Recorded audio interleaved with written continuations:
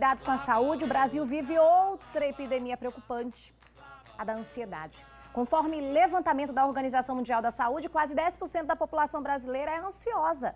E a falta de ar, sintoma tão marcante da Covid-19, também pode ser um sintoma de ansiedade. Diante de um momento tão estressante como esse, como lidar com essa ansiedade? Nós estamos falando agora com você que está passando por esse problema. Para quem está enfrentando o vírus, como encarar a doença física e, claro, o abalo na saúde mental. Para falar com a gente, respostas, né, como as que a gente gostaria de receber para essas perguntas, a gente vai conversar com a psicóloga Milena Mendonça. Muito boa tarde, obrigada por falar conosco, né? E um assunto tão importante, essa relação da Covid e da ansiedade.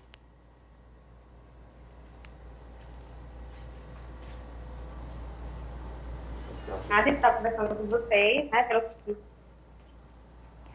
Nós que agradecemos. Alô? Oi, tá me ouvindo? E é interessante porque a ansiedade, ela é sentida pelos pacientes, né, que sofrem com a questão do Covid, mas junto também com o estresse e com a angústia.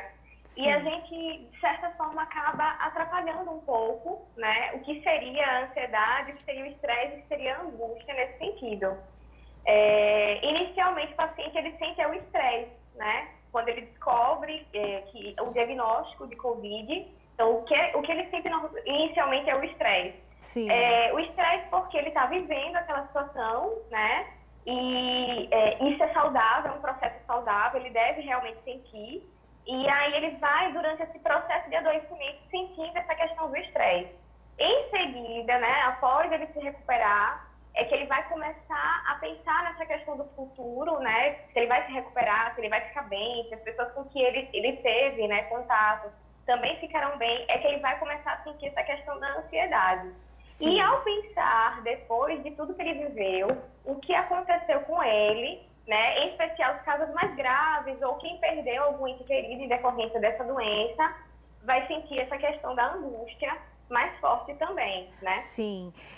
Milena, para a gente, né, tentar ajudar as pessoas que estão passando por esse momento e estão acometidas aí do vírus, né, e como os sintomas, eles são correlatos, né, e aí o sintoma como falta de ar para uma pessoa ansiosa, e quem tem Covid também sofre com problemas respiratórios e aí acaba, né, agravando os sintomas da pessoa. Como é que a gente pode, né, fazer, como é que a gente pode ajudar essas pessoas que estão em casa sentindo aí exatamente sintomas como esse, por exemplo?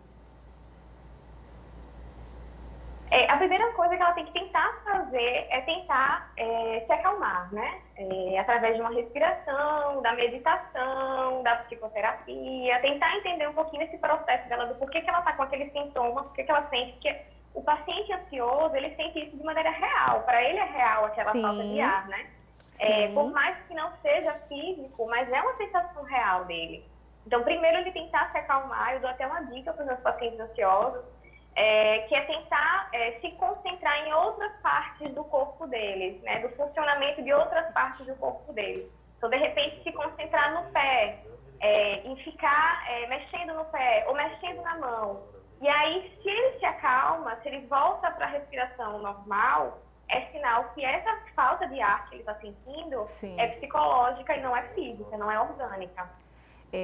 Então, para essas pessoas, você sugeriu aí a meditação, a respiração. Tem alguma dica básica para que a gente possa fazer com que as pessoas que estão assistindo o programa nesse momento, que estão ansiosas, que estão com essa sensação de falta de ar, elas possam fazer, possam reproduzir em casa?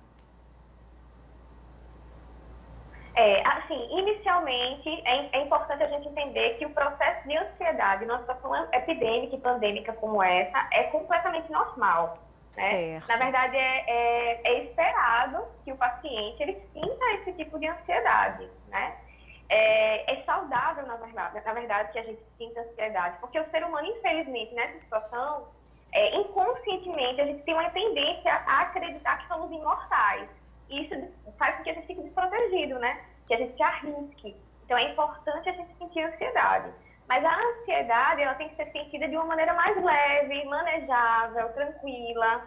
E aí, o que eu solicito para os meus pacientes ansiosos, nessa situação específica agora, fazerem, é tentar racionalizar essa sensação deles de medo, essa sensação de angústia, de ansiedade, né, de estresse.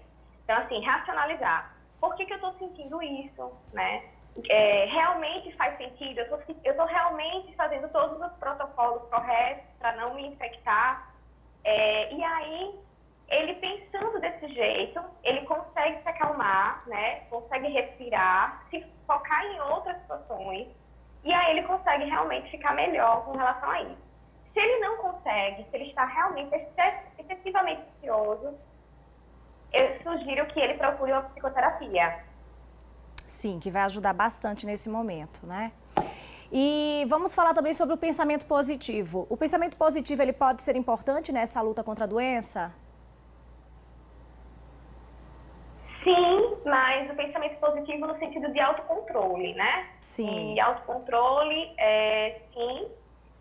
Não existem evidências, né, científicas de que simplesmente você pensar positivo você vai ter uma cura ou algo do tipo, mas especialmente nos pacientes que foram infectados e que estão em situação hospitalar, né, seguindo esse protocolo, submetidos aos protocolos hospitalares, sem acompanhamento, sem toque, isolado.